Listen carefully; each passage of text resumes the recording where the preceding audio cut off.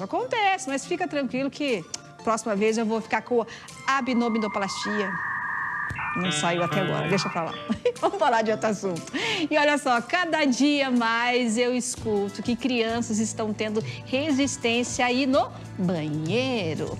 Mas o que vem a ser isso, né?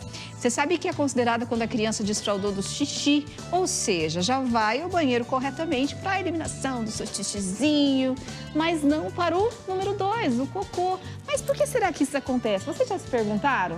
E quando a gente entrou com esse assunto em pauta, eu fiquei aqui me perguntando, pensando na época do meu menino. Você sabe que eu não me lembro se ele conseguiu fazer os dois na mesma fase, o desfraude na mesma fase? Não me lembro, mas eu quero saber o porquê que isso acontece. E ninguém melhor do que uma especialista. A Helena está aqui com a gente. Vem cá, Helena, tudo bem? A Helena também, a especialidade dela é difícil. Vamos lá, para mim não errar hoje, que hoje eu tô...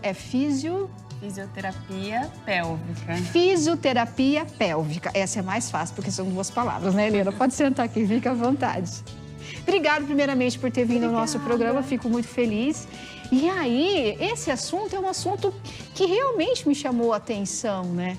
Por que é tão mais fácil você deixar o xixi, a criança deixar o xixi, mas não deixar o cocô, né? Porque parece que faz parte da mesma coisa e não é. Exatamente. Isso tem muita gente que tem dúvida.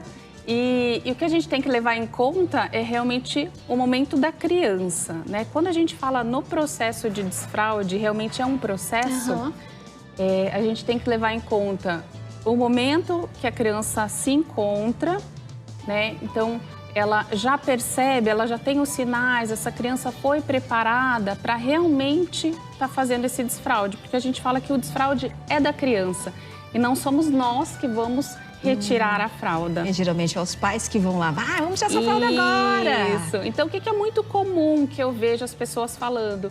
A criança já está com 2 anos, então já está na hora de tirar essa fralda. Ela começa a escolinha, então a escola também já determina, olha, agora é o momento, todo mundo vai sair da fralda agora nesse período. Mas e aí, como é que está em casa? A criança já está sinalizando que ela está desconfortável com a fralda. Então, a gente tem que ter, a gente fala os 3 pilares. A criança tem que estar preparada, mas também os pais e o sinal de prontidão. Então, que seriam os sinaizinhos que ela está dando de que ela está querendo desfraldar. E quais são esses sinais? Então, dentre os sinais, a gente teria um total de 21 sinais descritos. É uma linguagem corporal da criança inteira. Mas a gente considera mais assim, a criança quando ela já está querendo imitar, ela já entende o que é xixi e cocô e ela começa a ficar desconfortável e fica colocando a mãozinha. Então, identificando que ela está tendo sensações. Então, esses 3 eu acho que seriam um ponto de partida aí para conseguir conduzir a criança. Mas você sabe que eu achei mais interessante? Porque realmente, eu acho que para quem é mãezinha tá me assistindo aí, eu acho que é a maioria que vai pensar como eu. Por quê? Porque quando a gente é mãe de primeira viagem, a gente aprende assim. Ó, com 2 anos, 2 anos e meio, você já vai tirando a fralda. Sim. Então, não tem idade. Você tem que primeiro ver se a sua criança realmente está querendo isso. Isso. E o que eu falo também é, claro que a gente não pode deixar a criança muito à vontade. A gente também tem que criar esse ambiente para que favoreça com que a criança queira entrar nesse processo. Né? Então, a gente tem que... O que seria esse ambiente? Eu já ter o piniquinho... Eu chamar a criança para ver como é que o xixi sai. Dá tchau, cocô! Quando a gente vai ao banheiro para as nossas eliminações, convidar a criança para ver, olha, a mamãe acabou de fazer xixi, vamos dar descarga, agora o xixi vai embora. Então, ela entender esse processo, porque a criança, ela se entende desde sempre com fralda. E esse xixi, ele simplesmente some. Para onde vai o xixi? Então, ela entender que existe todo esse processo. Gente, olha só, eu nunca pensei desta forma. Você acredita? Ó, e a Suzy acabou de mandar uma mensagem pra gente, porque ela falou o seguinte, se começar, por exemplo, a tirar a fralda da criança só à noite, vale? Ou vai atrapalhar alguma coisa nesse comportamento, nesse processo? Na verdade, quando a gente faz a retirada da fralda, né, a gente começa sempre durante o dia, para depois à noite. Ah, então é o inverso. É o inverso. Então, a criança pode desfraldar, às vezes, primeiro do xixi e depois do cocô, mas primeiro é o diurno para depois o noturno. Então, a gente coloca que a criança, até os 3 anos e meio, ela deveria estar já desfraldada do dia, podendo se estender de 5 a 7 anos à noite. Nossa, bastante. Então, vai variar muito de criança para criança. Claro que tem gente que já... Quer tirar tudo. Tira de uma vez. Já não faz de dia e quando você vê, a fralda tá sobrando à noite. Então, você já tira também. Na verdade, quando a fralda começa a sobrar, é uma alegria para os papais e para a mamãe, né? Sim. Porque já vai pensar, economicamente. Porque o negócio da fralda é caro, né? Exatamente. Rapaz do céu. O custo para se manter tudo isso, né? É pesado. E aí é onde todo mundo já não vê a hora e pensa, meu Deus, eu quero tirar, e agora? O que eu faço? E por quê? Por que às vezes é mais fácil a criança sair do número 1, do xixi, e não sair do número 2, do cocô? Isso, então o que eu gosto sempre de alertar os papais e as mamães, então agora que estão assistindo, é que a criança, a gente sempre ensina a criança, a menina a sentar para fazer o xixi, mas o menino a gente já está ensinando em pé. E na verdade não. Como ele está entendendo quais as sensações, ele não sabe discriminar se ele está com vontade de fazer xixi ou se ele está com vontade de fazer cocô. E se eu coloco essa criança para fazer xixi em pé, ela pode acabar inibindo uma vontade de fazer cocô. Boa! Olha só! Então, em consultório, a gente orienta sempre aos pais que façam com que a criança, nesse processo de aprendizado, sempre sente para fazer xixi e para o cocô. Porque daí se é uma mesma sensação, ele vai fazer os dois. Isso, porque o que acontece? Às vezes da criança falar assim, eu preciso ir no banheiro, é xixi, senta e fala assim, não, é cocô.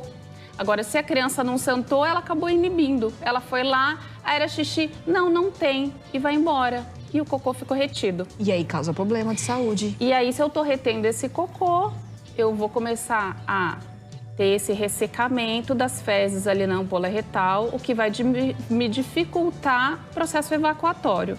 E aí, quando ele for evacuar, ele pode sentir dor. E se no processo do desfraude ele sentir dor, ele pode associar a retirada da fralda com aquela dor. E aí ele não vai querer fazer mais cocô no vaso ou no piniquinho, né? A depender de como a gente estiver conduzindo. Vocês viram só como é que é? Eu nunca parei para pensar nisso. E realmente tem todo um cenário que é muito... Eu nunca imaginei isso. Nunca imaginei mesmo, exatamente. Helena. É um mundo totalmente diferente. Então, para vocês que estão assistindo a gente aí, dicas importantes que a Helena acabou de passar para a gente. E se você tem alguém que está grávida, tem algum conhecido, que é mãe de primeira viagem, compartilha depois essa informação que vai estar no nosso YouTube e envia para eles também. Beleza? Tem que ser assim, né? Agora, Helena, então, só para a gente resumir, não tem idade, tem que ver os sinais da criança. Isso. Né? E tanto o menino como a menina quer fazer o xixi ou o cocô, o certo é colocar os dois sentados. E aí, claro que a gente tem mais ou menos essa idade de corte, dos 2 anos, 2 anos e meio, a gente vai ficar de olho. Então, já vamos criar esse ambiente para a criança ter interesse e já querendo participar. Então, no primeiro momento que ela se mostra interessada a querer participar desse processo, a gente já começa a conduzir. A criança vai desfraldar sozinha, mas eu tenho que conseguir conduzir essa criança dentro do meio que a gente oferece para ela, fazendo as adaptações do banheiro. Então, a criança não vai sentar na privada naquela altura. Ela não consegue nem relaxar. E outra coisa, ela vai cair dentro como que chama aquele negócio? Isso, tampa? Do assento. Do assento, ela vai cair lá dentro, gente. Exato. Então, a gente tem que adaptar esse banheiro para a criança. Então, normalmente, para ser fácil acesso, a aquisição de um piniquinho, que muitas vezes o piniquinho ele é mal visto, né? Eu gosto de dar tchau pro cocô. Mas às vezes facilita para que a criança chegue com mais rapidez, né? Mas se não, adaptação no vaso, redutor e apoio para os pés. Olha só que tem uma perguntinha, Boa tarde, meu neto tem 3 aninhos. Já não usa mais fralda para dormir à noite. Mas ele não gosta de sentar para fazer xixi, faz de pé. Mas eu ainda não consegui pôr ele para fazer cocô, porque ele se esconde e faz na cueca. Olha, ele deve estar sentindo dor. Então, aí nesse caso, a gente diz que ele está com resistência ao toalete. O que quer dizer isso? É quando a criança já desfraldou do xixi, né? Ela já sabe a forma correta, aonde fazer esse xixi, mas não faz no lugar correto o cocô. Então, ele tem medo, ele se esconde, ou tem muitas crianças que pedem a fralda para fazer cocô. Isso também é muito comum de acontecer. Então, tem que analisar como é que está sendo essas fezes. Elas estão endurecidas? Porque se a criança está com dor, ela não vai querer fazer. Ela vai realmente se esconder, ficar ali tranquilinha. Então, a gente tem que tirar a criança tentar melhorar a condução dessa criança para o lugar correto. Me corrige se eu estiver errado, tá? Mas a gente pode fazer uma brincadeira mesmo com a criança, né? Não sei, vamos agora no banheiro, vamos dar tchau pro cocô, vamos! Não sei, mas eu fazia isso com meu filho, agora você tá certo, eu não sei. Então, mas as crianças que têm resistência ao toalete, a gente tem que tentar identificar o porquê dessa resistência. Então, será que em algum momento no processo de desfraude teve algum medo, algum trauma que então ela não quis sentar? Essa criança, será que caiu no vaso? Ou teve um acontecimento marcante? Porque às vezes tem medos irracionais que aconteceram nesse momento.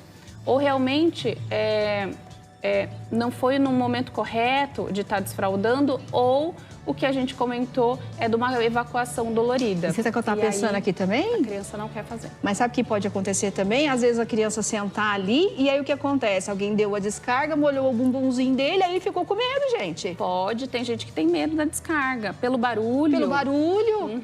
Então tem tudo isso. Então a gente tem que sensibilizar essa criança. Então primeiro identificar por que ela está com esse padrão de correr. Será que ela tem nojo? Às vezes tem criança que tem nojo do cocô.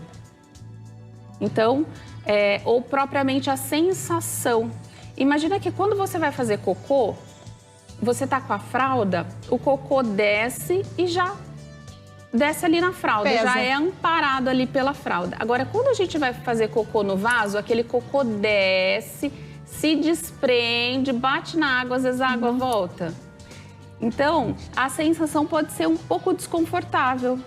Então, a criança não quer ir ali. Agora, uma coisa que eu acho que a gente tem que pensar é que pra gente é tudo muito fácil.